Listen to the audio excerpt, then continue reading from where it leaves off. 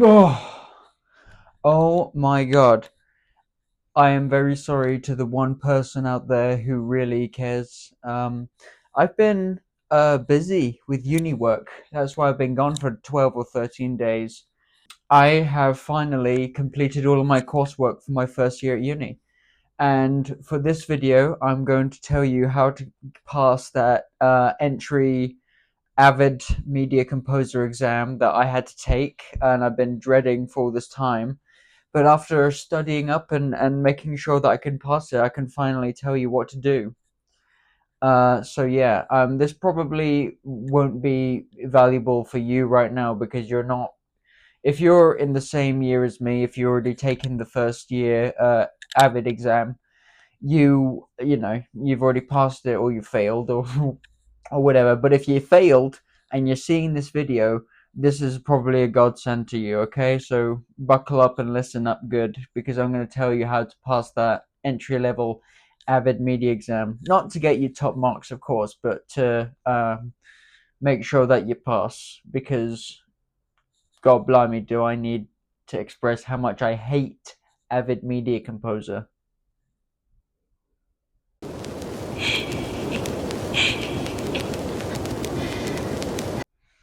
I just realized just how loud the mic is, so if you're watching this, you're going to need to turn it down, otherwise the windows will shatter and shower you in glass. Alright, so number one, I hate Avid Media Composer. Avid Media Composer was made by Satan to make our lives difficult. That's it. Apparently, it's supposed to be the industry standard when it comes to editing software, but it's not. Premiere Pro is the editor's standard, although DaVinci is considered to be better than Premiere Pro because of the one-time purchase feature. Avid Media was created in hell by Satan himself, and I hate it. I hate learning about it. Although I wish we did start learning about Avid Media when it came to, how to edit, how to add effects, how to chroma key, not right up until our exam because we had to kind of refresh our knowledge on Premiere Pro because a lot of people took Premiere Pro or didn't know how to edit that good because they only took 2 years of college. I took four. Uh, Humble brag. Anyway, so Avid Media Composer. So before I go into Avid tips, I just want to explain to you my history with Avid. So I was introduced to this program at the start of university, and I was given a like a suggestion that you can become certified in Avid Media. I thought, oh, you know what, I might as well. I am not an editor. You can tell from my videos I hate editing and it's just not good for me. I just don't really do good on clip assembly. If I had all the time in the world, I would pour myself into editing. If I had like an actual like DaVinci Pro or Premiere Pro for free, I would definitely spend more time editing and I would really get down on it. But the thing is my videos take 2 seconds to edit on CapCut. I hope to move to a more professional editing software, but I am not an editor. My videos would take days to edit if I really wanted to up the production value, but I just don't have anything to really insert. I mean, I can just throw in an explosion here and whatever, but I just don't like editing. And I was really nervous about this course. And going into Avid, it was horrible. Like whenever so the test wanted me to make a sequence that was 30 seconds long. And when you do that, for whatever reason, you can't just insert clips. It always pushes everything forward or backwards. And I have to spend a minute tinkering around and fixing the timeline. But yeah, I did do a take home test, which was really, really, hard. But I did really good in that. So hopefully that makes up for the lack of effort I put into, well, not lack of effort, but like what I put into the sit down assessment. I hopefully can get good marks with that. So yeah, I hope you get good marks as well. The one problem that I had with the test is I didn't label my folder at the beginning. I called it untitled project, but I did remember to call the finished sequence what was in the brief. Um, what happened next was when you drag clips off to the side, I don't do the whole you know type in keys and then immediately paste the videos in the timeline. I just kind of click and drag like a caveman.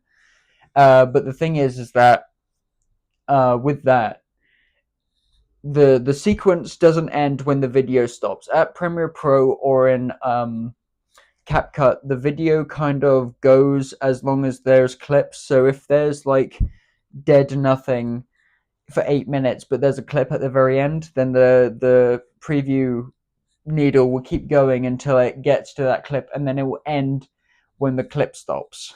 Avid Media doesn't do that unless you manually get rid of the blank bars, which for some reason affect the timeline. They're not just blank bars, they can be chopped up and removed themselves. And God help you if you remove them, because they will destroy everything else on the timeline. I hate it.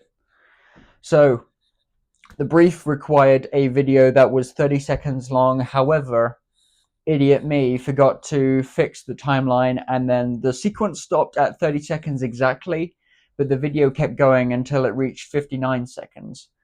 And I mean, if they look at the timeline from the computer that I left, because you're not supposed to close down your computer, you're supposed to get up and let them look at it. I have them on a technicality that my finished project is exactly 30 seconds, but the sequence, the exported sequence, is 59 seconds. And if they tell me about it, I might be able to work out, maybe get myself that point back. Because every point counts. Do not want to fail this one. It'd be very embarrassing. However, I say, like, as I've been using Avid, I kind of developed a nice kind of appreciation for it when I was not in an actual post production lesson. I was filled with so much dread going into post production because I really wasn't an editor. I hated doing the radio edit. I hate being introduced to that stupid 90s sitcom radio show or whatever it is. It's an unfunny version of Friends that takes place in like a news office or a radio show. It's it's genuinely the most unfunny sitcom I think I've ever been subjected to. Yeah, but I went in off the clock, and I whenever the class was free and not being used, I did go in there and sit down for an hour or three and edit. And I think if I didn't do that, I think I definitely would have failed. But because I tried my hardest. I just kept going. I'm not a workflow person. I'm a sit down and do the paperwork kind of filmmaker. I'm a naturally born producer. I see that in my future, doing location reports and risk assessments and yada yada yada. That's what I excel in when it comes to film production. I have a big stamina for paperwork and emails and phone calls, and making sure people are meeting the requirements. I do have like a big imagination when it comes to filmmaking, but for some reason, when I get my hands around a camera, I'm I suck. Or when I'm in editing, I guess if I had all the footage and the ideas that I could assemble it and complete a task. But the thing is that I don't have these softwares. Especially, I'm not buying them because I'm not wasting my money on them. And two, I've only interacted with these softwares when I have been in a academic situation. I've been timed, or what I edit gets graded in some way. So, I mean, when it comes to the whole fix it and post thing, that's kind of good. I mean, I'm not like super good. I'd never be a YouTube editor making all these crazy effects, stretching my face, or doing all these crazy keyframes that are very seamless and very expressive. But the thing is, what I shoot usually turns out to be garbage, and I want to change that. That's the whole reason of coming to university and not, just going into it. I want to get my hands on some good equipment, and I want to get my brain focused and with some extra wrinkles with the knowledge. So yeah, that's why I came to university. I thought that me going to college was going to be enough. It wasn't. So I came to uni, and I'm doing good. Need to actually shoot some stuff and get myself affiliated with cameras, not just cower behind all the paperwork. It's worked so far, but I believe that the next couple of years and doing YouTube will force me into a habit of researching cameras, researching resolution, researching all these filming techniques, researching editing software, getting myself acquainted with effects more complicated than making a JPEG of a boat wobble on a mountain. I thought that effect would look really good in my mind. Didn't. But when it comes to editing in the future, I need time. That's the thing. I really need to sit down and pour myself into this. So, for the sake of you being able to pass a very hard class, Avid training, if you want to be certified in how to use Avid, do it.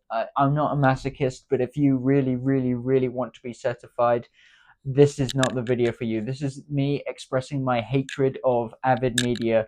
Whoever made that program, I applaud you for tricking academics and filmmakers that Avid Media is the creme de la creme and industry standard when it's not, okay? Just because something is harder doesn't make it good. It just, well, maybe you could argue that it's like a barrier for people who don't understand how to do stuff, but you're kind of just discouraging people who have like curiosity and stuff like that. It makes you feel good because you feel like you're in the secret club of Avid editing. But I think Premiere Pro, although I hate the company of Adobe and their exploitative practices and their awful subscription policies and cancellation fees, and how aggressive their customer service are and how complicated it is, I think they've managed to really nail down software. If only they really did. If only Adobe products, of how accessible it was, had the Da Vinci model of being one-time use. You got the updates, and also the company wasn't just a mega corporation trying to make value for shareholders. I pray to the filmmaker gods that becomes Adobe someday. That they're good, they're charitable, they're forgiving, and also they have one-time purchase plans in the future. I'm still looking for a paid alternative to Photoshop because I want to start making better thumbnails. I mean, I preferably if it could be free, I guess. I really, really want to use specific tools, specific things, and make really high quality stuff. And on PowerPoint, sure, the jank has some kind of charm to it, but I feel like it's not enough. The jank works, it's charming, I believe, and also I give myself a good giggle assembling these images together. But I feel like eventually it's not going to be enough. I feel like I'm going to have some real time on my hands and I can really make good thumbnails. I really like Markiplier's thumbnails. I don't want to make the whole YouTuber reaction thumbnails, but I want to make something that's expressive and good. Anyway, here's some Avid tips. Bye bye.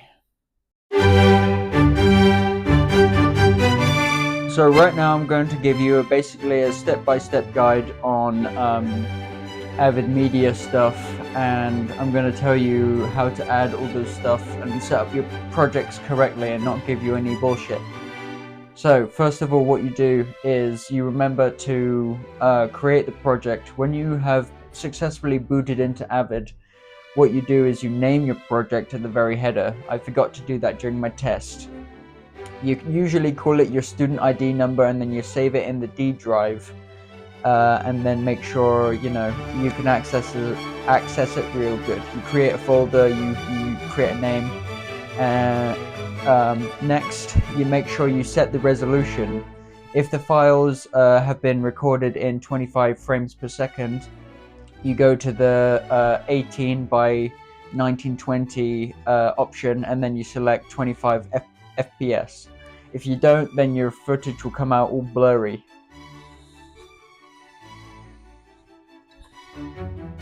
Next, what you do is you create your project.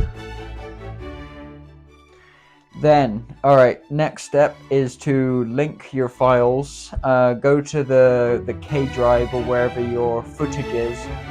You then link it. So you go to the bin, you click right click, you hit sequence, and then you link your media. What you do next is they'll obviously make you want to label the disk, add a disk label. So what you do is you go up to the name part, and then you right click, and then you press bulk edit, and then you type into the text box what you want to call your footage, and then you press commit, and then your footage will be called that. Handy tip is you always link video, you never link sound or music, you always import. So then what you do is to transcode is you Control A, highlight all of your clips, and then what you do is you go to consolidate / transcode. You go to transcode feature, you select the folder which is in, which would be in your D folder, and then you transcode it, and you select what the brief says. So if it's like HL-LB, then you select HL-LB, and then you transcode your media, and then your files will duplicate. Now, I don't exactly know how to color your bins or to color the preview screen. You can just Google that. So there, now your footage is correctly set up. Oh yeah, don't forget to add all the nonsense bins, like sequences, rushes, footage, music, sound, extra. Done. Now, okay. If you want to add keyframes to the audio, what you do is you select the audio, you go down to the bottom where there's like two bars, the hamburger as it's called, and then you select audio tools, audio whatever, and then you hit volume, and then you press the apostrophe key to add keyframes to your audio. Or you can kind of cheat, you can kind of just highlight all of your audio files, and then you can just hit audio ducking, mess around with that, and then you can add keyframes all you want. The way you add quick transitions is there's a thing on the preview screen where it looks like a faded ice cube. And that is to add quick transitions, and you can make simple fade-ins and fade-outs. Or you can hit the Control 8, and that will take you to the effects screen, which I still to this day don't know how to do. If you want to use green screen on Avid, what you do is you go to Edit on the left-hand side, you press Effects, and then you type into the effects key, you type in Spectromat, and then you add it to that. You take the little eyedropper icon, select the green, and then remove the green screen, and that's basically kind of similar to Premiere Pro. I'm missing a few things. I'm just gonna throw them on here because I really hate Avid. Just look through the pictures that I send. I've put some editing tips on how to do stuff. Now, when it comes to what you're seeing on the screen, now you're seeing is a test brief that was given to me by my tutors, probably breaking some rules by showing it to them, but it's not like anyone's going to hack into it. And if you do, don't. So what's going to happen now is, yeah, and that's editing tips. You're seeing a test brief that I was given and stuff like that. Yeah, and that's editing tips on Avid Media. You are now fully equipped to pass that test. I believe in you. Some more tips. You can't move your clips around unless hit the red arrow. It's an arrow. If you right click, you can then select red or yellow, and then you can move around the audio and the video. There's the ripple edit where it's like a yellow and red slider. If you hit that, you'll be able to shorten, extend clips, but be very careful because when you move that, everything else on your timeline moves like a conveyor belt. I don't know how to turn that off. I've never dabbled in it. To export, what you need to do is go to File, then Output, then Export, and then you need to, don't export it just as it is because it won't sound right. You need to go to export options. You need to choose you need to make sure it's exported in the right resolution. You need to make sure it's in the right codec code, which be H.246 or 64 or whatever it is. Whatever the brief says, just do it. Then you need to make sure it's exported as a MOV file, MOV dot file. And then export it to the correct folder. You don't want to export it to the cloud, otherwise your teachers won't be able to mark it. So yeah, that's how to quickly edit on Avid.